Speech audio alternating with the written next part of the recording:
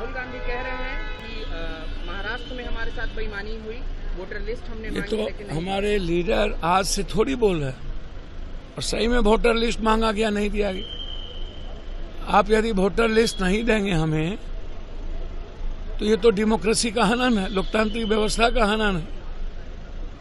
और इसका मतलब आप सबसे बड़ा चोर हैं।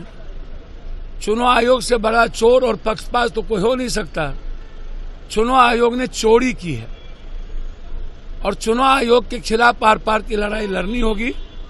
हमारे नेता शुरू से इस बात को बोल रहे हैं कि वोट की चोरी करके बीजेपी जीत रही है। बीजेपी को जीतने का दूसरा कोई एजेंडा नहीं है। पप्पू यादव अब बिहार आ गए हैं, एसआईआर पे क्या करेंगे? इनका आपका स्टैंड क्या है? लगातार सदन में हम लोग लड़ाई लड़ रहे हैं, सदन तक लड़ेंगे। बिहार बंद किए हैं, आगे जो निर्णय पार्टी और महागठबंधन का होगा उसके साथ कदम में कदम मिला के चलेंगे।